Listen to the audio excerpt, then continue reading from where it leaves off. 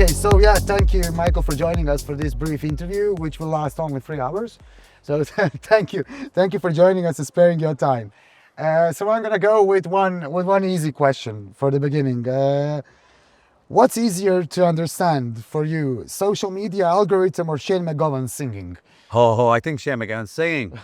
I had met Shane McGowan one time when I used to be a bartender in Ireland, and he kept me and he told me this story that I asked him for a picture, and he said every time somebody takes a picture of me, a piece of my soul starts to leave. Now this is probably about four bottles of red wine in, but I probably understand Shane McGowan a hell of a lot easier than social media, because social media can be simple, but to get it simple, you need to understand the chaos first. So that's basically Shane McGowan's life, you know? I think so. Yeah. I actually saw him once. He was playing with the Pogues in Zagreb, and there is a hotel Dubrovnik called in Zagreb. It's a beautiful hotel with a beautiful terrace.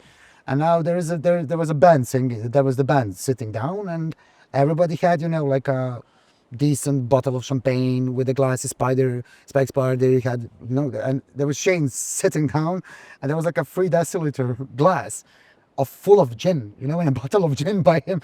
And I was like, that's my hero. He went hard. He went hard, yeah. Sure did. Yeah, we miss him. But okay, let's go on. How did you develop such a unique and irreverent tone for Ryanairu's social channels, especially for a brand that we have to face it had some reputation problems? See, the crazy thing is, I didn't develop the tone of voice. The tone of voice already existed. So if you're familiar with Michael O'Leary, the CEO, of course, yeah. Before social media became a thing, the best way Ryanair marketed the business was through public relations. So Michael became the spokesperson or the front man of Ryanair. And he understood that by being polarizing, being self-deprecating about the business model, and being irreverent on things that were going on in the world, we're going to polarize people's opinions when that was put out into the media. So he knew how to disrupt public relations to stay relevant, to stay topical, and to stay top of mind. So we didn't change the dynamic of the tone of voice. It already existed. What we did was we took what was in our DNA and we brought it into the world of social media as a way to approach it differently than everybody else, because everybody else on the internet at that moment in time wanted to be perfect, polished, and reserved. Even there was people in our business who were like, to be better at marketers, we need to be warm and fuzzy as a brand to make customers like us.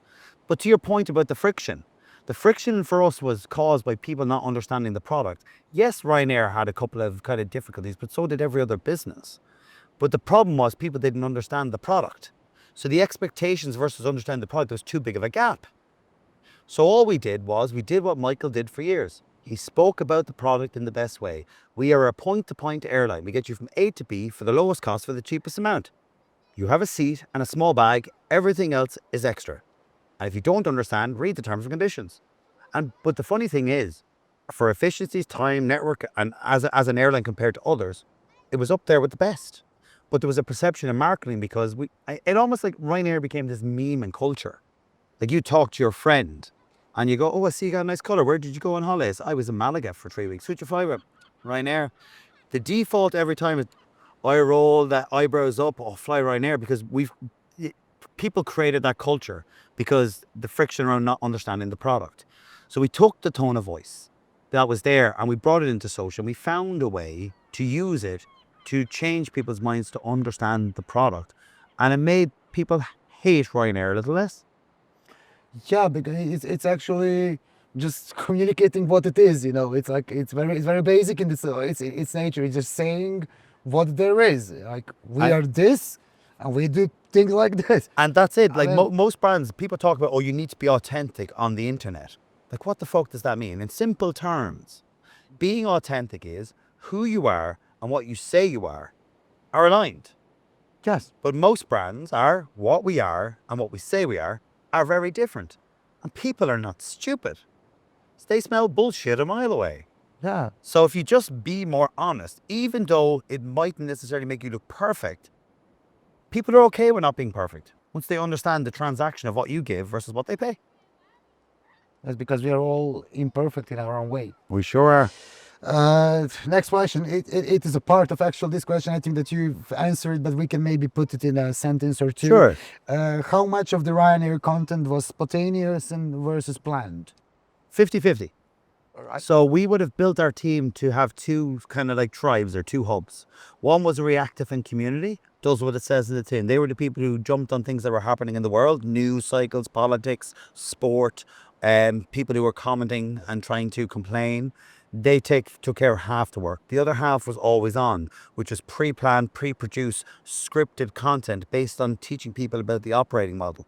Both were equally funny and similar tones of voice, but both executed in very different ways. We use this content to grab people's attention, and we use this content, and when we grab the attention, there was a chance they would see this after they consumed the previous content to start changing their mindset. So every time we started to hit with both of them, we started to not only build a lot of reach and simple awareness, but we started to put messages in that change people's minds. Okay. What is then the difference between the madness and the chaos you talk about internet? Where is the line? What should be the line that what line shouldn't be crossed if there is that kind of? Well, there's obviously ones. Like, you don't make it direct about the individual. You don't insult their looks or how they appear. You don't insult their gender. You don't insult their race. You don't insult their religion. Like the very obvious ones that you don't. And the main one for me is you don't make it directly about the person. If you can make it about the behavior, that softens it a little. It's very hard to answer what is the line because every brand is different. And we did not know the line until we crossed it sometimes. We failed lots. We got it wrong sometimes. And it was the learnings from that made our process tighter, to be more calculated in our humor. Yeah, because there should be a line, and if I can say it like that, we shouldn't get the personality. We can attack people, we can attack their behavior, exactly. Behavior. We can attack behavior, but we shouldn't attack the personality and the individuality. Correct. Of a Because person. that comes with risks and that comes with accountability. Yes. Next question. What emerging platform or format, you were talking about that a bit, but what emerging platform or format do you think will be the next playground for brand creativity? It's a very difficult one to answer. I can talk about the behavior. The chaos or this brain rot behavior of social is getting too messy and too overwhelming, and you're starting to see people pull back a bit less. And especially younger generations are looking for more closed networks. So protected networks where with smaller groups of friends and peers and people as the places to go. So you're looking at platforms like Snapchat that have always been around, but are more of a safe, protected space with better ways for brands to pepper themselves rather than force themselves upon people. But there's also, the platforms have changed and they're built on discovery now, not on following. So that means how you set up as a traditional brand with a brand account and then pump all your content out through that is no longer as effective. Because you might have a piece of content or a theme or a style of content that might work really, really well compared to everything else. But the chance there it could be getting penalized or cannibalized because you're publishing it and it's competing with each other when it's being put out there. So what you're seeing is you need to find tactics and ways to play to what is discovery on social. And what do I mean by discovery is the FYPs and the news feeds are pulling content out based on people's interests and the algorithm serving any content, whether you have 100 followers or whether you have 5 million followers. It's down to the content people are finding most entertaining and most interesting. So where am I getting to with this? You need to find ways to build your platforms with discovery. So that might mean you might find through testing and learning on your main account a theme of content that is almost becomes a repeatable format, or a format that becomes easily recognizable on a fast feed that people like. Rather than just keeping that on a single account, you start to build what's called satellite accounts or universal, or like a universe of accounts. That every time you find a format or a series or a repeatable thing, you don't put it on the one channel, you put it on a single channel to increase the likelihood of that being seen by more people time and time again. A second one is search optimization in social. The second part of discovery, which didn't really exist. The search bar has been really valuable for years, but not in the way it is now. TikTok is building a competitive search space to Google. Instagram will follow. So it shows that when you're searching for things on the internet, aside from using ChatGPT now, people are using Google less, and they're starting to use their TikTok search bar for recommendations, how-tos, discoveries, a video format that becomes education. So the big changes are how the feeds are working. how discovery is working. And then you've got to be aware that people are now looking to find a better balance to be in close spaces. Snapchat, Substack, Discord, DMs. Yeah. That's where people are going to spend their more time. And the challenge is, how can you get in there without being too forced? Yeah, without being too invasive. Correct. Because if you're invading, we saw it in Ireland. If you're invading, people will reject you at some point. Okay, I have two more questions, very easy ones. Yes. Okay, do you think that brands can still afford to play it safe online, or is edginess now the new default? Edginess is the default because people don't understand brand strategy and social. I completely agree with you, because when you're edgy, then you can jump out of the chaos and millions of things.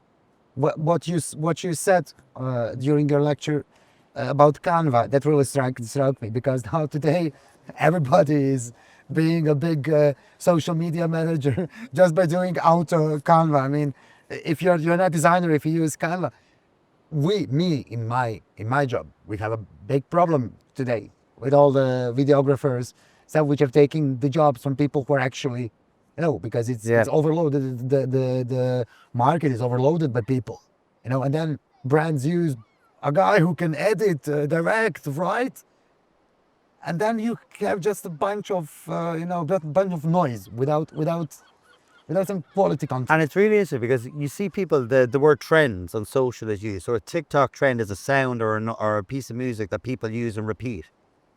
But the challenge is, and this is where people are not thinking, is now that they have permission to jump on trends, every brand is jumping on a trend, which means that if you're not first, you're just adding to this, again, chaos. But the platforms don't care about that, because the platforms are still going to pick that content to give it, because the user is now saying, I like this content, and seeing lots of it. But the reality is there's not enough about the brand in that piece of content that is making them memorable, or making them people think about that brand in the way they want them to think.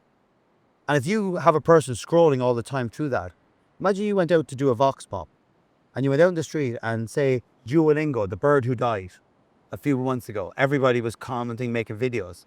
Could you name 4 other brands that made video content about Duolingo, the bird die? I guarantee the people out there couldn't say that, because what they were doing is just adding to this chaos without thinking about what is it doing for the brand. And it's just, again, playing for, it's pandering to the platforms, not doing anything for their brand. Now some will, and some will do a good job and be known for it. But everybody's thinking that trends are the way in, and they're not understanding brand or brand strategy. A simple way to express themselves, to show how this solves this, and then do it with repetition. If they can find a way to do that and use trends, then they're onto something. But most people aren't. It's just nonsense. All right. Really good answer. And have the last question. As a film director, and I'm stepping into the ad world, thinking about it, I'm fascinated by how social content often has more cultural impact than a polished TV ad, which is happening today. What do you think a filmmaker can bring to that space? And is there still room for cinematic storytelling in this fast, reactive world of brand memes? Cinematic storytelling has always had it, but because of under-resourced, lack of budget and under-investment, but also people looking for real content, that's where everybody leaned first. So lo-fi relatable content can become a thing. But we're reaching an inflection point on that too, where now everybody is looking the same, sounding the same, using the same colors and text, and showing up the same. Yes. So anybody who has the ability to make really smart, clever, creative that grabs attention, but can be beautifully made, equally might now start to stand out again on the platforms. So there was always a place. I think where filmmakers need to get better at is understanding how to win the attention first and then tell the story afterwards. Because if you say do an opening sequence in film where it's beautifully passive, you think about the speed of scrolling, it becomes very difficult to grab attention if there's not enough movement to grab attention. Or there's things like we like to call pattern interrupts, which cause maybe a little bit of confusion. And that bit of confusion is what grabs the attention, because half the battle is getting them to stop. Because you can make something so beautiful and crafted, but if they don't stop, They might see this wide seascape and nothing else that has won their attention, which means that you're not getting the views that you deserve from making beautiful work. So filmmakers need to understand about how to win the attention first and then beautifully storytell their narrative.